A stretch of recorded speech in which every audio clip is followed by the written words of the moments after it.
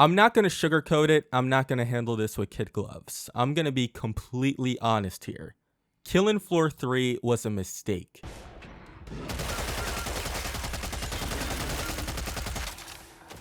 Just gotta reload here.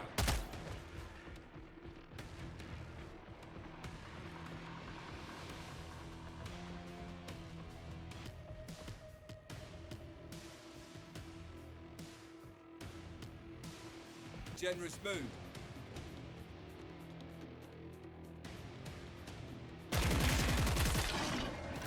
Impaler has been neutralized.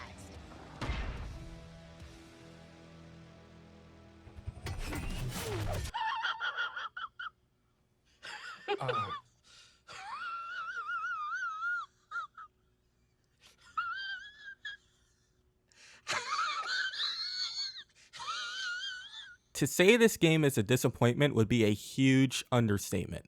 And I'm not saying that to be hateful or whatever. This is genuinely how I feel. I mean, last year when I started this channel, I planned on making content for Killing Floor 3. I thought it was going to be a long-term thing. Now, this most likely will be my last video on this game. My initial excitement completely wore off in February when the beta first came out. Almost every grievance I had with the beta is present in this full release. First of all, let's address the elephant in the room. This is not a real Killing Floor game. It's Killing Floor in name only. Aside from the title and the Zeds, almost nothing in this game bears any resemblance to the predecessors in the franchise. The Killing Floor games were unique. They were wave shooters that had a perfect blend of action, strategy, and teamwork. On the higher difficulties, like Hell on Earth, the stakes felt high. Killing Floor 1 and 2 had this intensity that set itself apart from all of the horde shooters on the market. It had a special identity, and Killing Floor 3 took all of that and threw it out the window. Instead, they replaced it with generic slop that no one asked for. Take the player hub, for instance. No one asked for a player hub, but it's here. It's empty, bland, soulless, and a complete waste of time. And the worst part, it's useless. Sure, if you want to start a mission or change your perk, you can walk around the hub and find those options. But guess what? You can literally just open the menu by hitting tab, and everything is there. Everything. The only real purpose the player hub serves is the firing range and the VTOL. And when you start a mission from the menu, you're still required to run over, board the VTOL, and wait for the stupid thing to take off and get thrown into a matchmaking screen with no way to cancel. You can cancel before you get on the ship, but once it flies, you're locked into a screen where every option is grayed out. The only way to cancel, back out to this title screen or close the game. Like, bro, they took a simple feature like a menu and they screwed it up. How's that even possible? All they had to do was just give us a menu and a server browser. Menu and server browser. How hard is that? Why does everything have to be so complex? And this isn't an issue unique to Killing Floor 3. This applies to pretty much every game on the market right now. Why does every live service trash slop have to include these intricate features when simple can just do just fine? There's nothing wrong with a server browser. Or even if you didn't want a server browser, a start game button on the menu would have been just fine. Even Payday 3 has it. The player hub is an unnecessary addition to the game. They only added it because other live service titles have it. It serves no purpose and it's a hassle, but hey, at least they checked it off on their list. The weapon design, my god, the weapon design, absolute trash.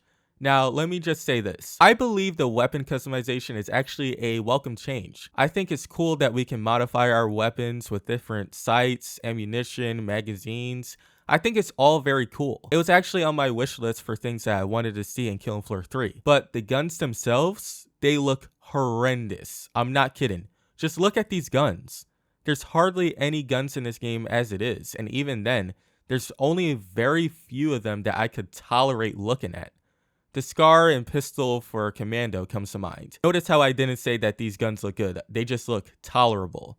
But all of these weapons, I don't know, man. They just don't look very convincing. I understand they're trying to go for a futuristic vibe with these weapon designs, and I guess it makes sense given the fact that the game is supposed to be set in the future, but I just hate it. And as much as I loved KF2, I didn't like some of the futuristic weapons they added either. I'm just not a fan of the futuristic stuff in Killing Floor in general. A lot of the guns are way too bulky and take up too much space on my screen, and others just look outright confusing. Like, I don't even know what I'm supposed to be looking at. It actually makes me not want to use any of these weapons. One or two weapons that look ugly, okay, fine. But when a vast majority of the already limited arsenal look terribly designed, come on, man. How did this even pass the concept arts? I would prefer if they just gave us real guns with some sci-fi elements, because again, I understand what they're trying to go for, and I understand they want to match the theme of the game, but it was poorly executed. There's no other way around it. And speaking of designs, let me talk about the characters real quick. I don't like them.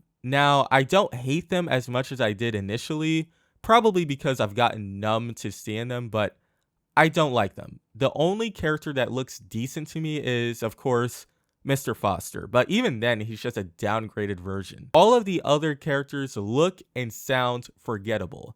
I can't even tell you their names, and I've been playing this game for a while. I guess Obi, but that's it. None of the other characters stand out to me. They just look cheap, lazy, and even cartoonish, like they belong in Fortnite. They don't look like they belong in a Killing Floor game. Maybe a mobile game, but not Killing Floor. And before you yell at me, just keep in mind, I'm not the only person who feels this way. Lots of people in the community feel exactly like me. As a matter of fact, there were enough complaints during the beta to get Tripwire to take action and improve in the appearances of the characters. So, what was their solution? They threw some dirt on them. No, I'm not kidding. That's actually what they did. Look, they threw some dirt on the characters to give them a gritty appearance and called it a day. Wow. Thanks, I guess. As far as gameplay goes, it might look fine to you at first glance, but when you actually sit down and play it for yourself, you'll quickly realize there's a lot of issues. The movement in particular feels so janky, it's not even funny. Half the time it feels like I'm fighting more against the janky movement than the actual Zeds. Running and dashing doesn't feel responsive, vaulting over structures doesn't feel smooth at all. They try to copy games like Call of Duty and Apex Legends with the new sliding mechanic, but it feels extremely rough. Like there's a delay at the end of the animation where you're sliding. Despite their efforts to make KF3 a much more fast-paced game, the weird delay in the sliding animation completely undermines that. Sliding doesn't feel as seamless as it should be. But that's another thing I've noticed. The animations are nothing to write home about. In fact, the animations in this game are vastly inferior to its predecessors. From the movements of the Zeds, to the characters, to the gunplay, all of it. It's all a step down. I had to play KF2 and KF3 on the same day to see if I was just being biased, but no. The animations in KF2, which keep in mind is a game that is over a decade old at this point, has superior animations to the sequel. I get it, mocaps are expensive, but what happened to all of the money that was made in KF2? It was loaded with DLC and microtransactions. It was ridiculous. Did they seriously not have enough in their budget to at least match the quality of KF2? Are you serious? Oh yeah, and I mentioned gunplay. The gunplay in this game is by far the worst in the series. Shooting Zeds should feel satisfying. That's the whole point of playing a game like this. But it just doesn't feel good. And this is one that is kind of hard to explain why, but I'll try to explain it in the best way I can. Despite the blood and the gore, it doesn't feel like there's much feedback. Like there's no true weight behind my attacks, especially with assault rifles. I feel like the sound effects are likely the culprit here because when I fire my gun, it simply doesn't sound powerful, even the special weapons. And when I do kill an enemy, it doesn't sound or feel very rewarding. You know what? I'm gonna show you guys 3 clips. I turned the music off so you guys can clearly hear the gunshots, bullet impact, and the death of the Zeds.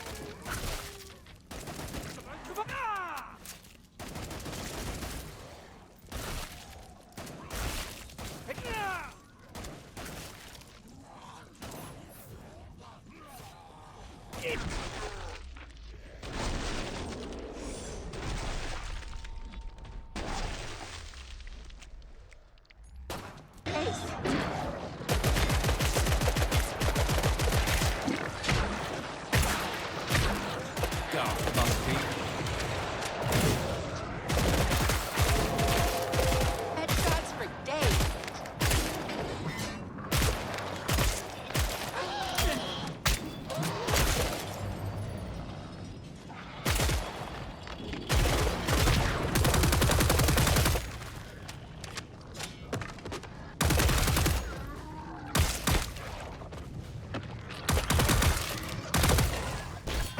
All right, I'm gonna put a John Lob right up your ass.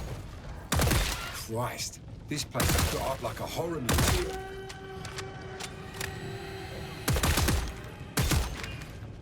Again, the footage you guys see here might look decent, but trust me, it's just one of those things that you would have to experience for yourself.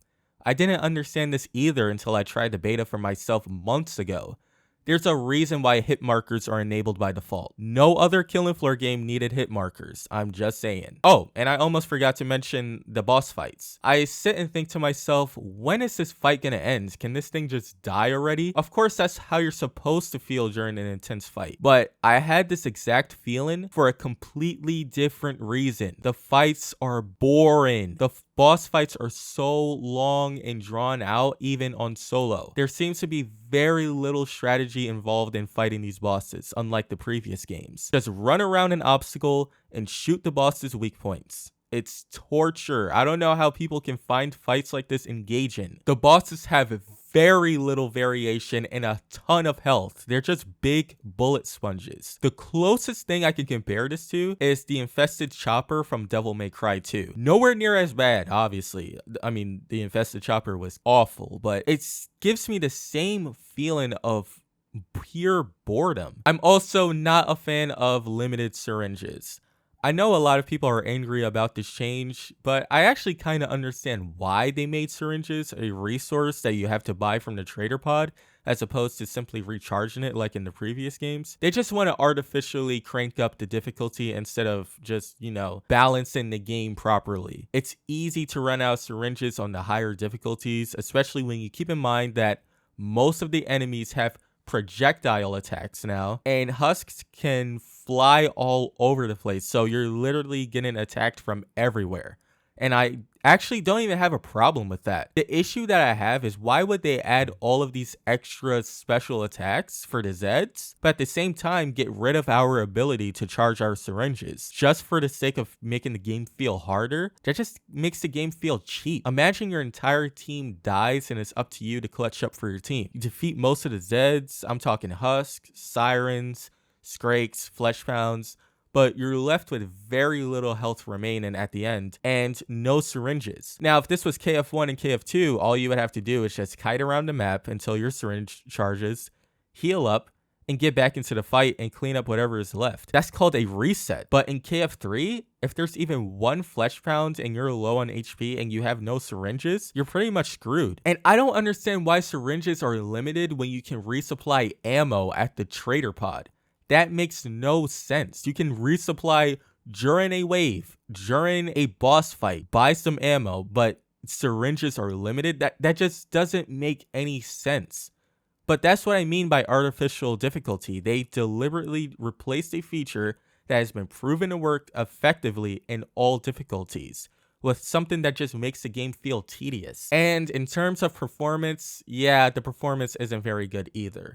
Just for context, I have a 4090, an i9 14900K, and 64 gigabytes of RAM. Yeah, my PC isn't top of the line anymore, but relatively speaking, it's still a pretty powerful PC. I mean, it's a 4090. I'm able to consistently hit high frames at max settings on both 1440p and 4K and other games with little to no issues. Killing Floor 3 though, not only are the graphics not very impressive, the game suffers poorly with frame drops. I played KF3 at 1440p on max settings and I noticed that my game would bounce from 100 FPS to like 80 or 70, sometimes even 60. So if someone tries to gaslight you and say that it's the fault of your hardware and not the game, please don't listen to them. I have a strong PC and this is still happening to me. But with that being said, I haven't crashed a single time while I was playing KF3, so that's pretty good, I guess. I could rant for hours and hours about all of the other issues about this game, like the fact that the store is present but they have yet to remove the specialist system, or the fact that the battle pass is fully functional but there's no text chat. No text chat and a co-op shooter. What? But honestly, I think I've said enough. Everything that needs to be said has already been said, both in this video and in my previous review of the beta. It's such a shame what this game turned out to be. I was really hoping that Tripwire would just listen to the community and implement some changes that would have taken this game from abysmal to something with some potential. Because the game, fundamentally at its core, was doomed from the start. It's just way too different from the previous titles and they failed to build off them. But if they just took our feedback, they could have made something of this game. Instead, Tripwire chose to ignore the fans and they instead listened to the fake toxic positivity YouTube and Reddit shills, who, by the way, happens to think that it's perfectly normal and acceptable for a half-baked game to launch with minimal content because it will get better, bro. Trust me, bro. I guess the best way for me to describe Killing Floor 3 would be sanitized. Sanitized, corporate, safe. From the quirky, unfunny MCU one-liners to the generic, bland design of the game, anyone with half a functioning brain can see that this game has been compromised by modern day live service shooter slop. It's sad, but it is what it is. With that being said, I think it's safe for me to say that I'm just done with this game. I have Killing Floor 3 fatigue. I know most of you guys came here for Killing Floor 3 content, but I'm just done. This is most likely going to be my last video in this game, and I'm just done talking about it. So if you guys want to check out, hey, I appreciate you guys giving my channel a chance. But for those who are willing to stick around, thank you, and I will see you on the next one.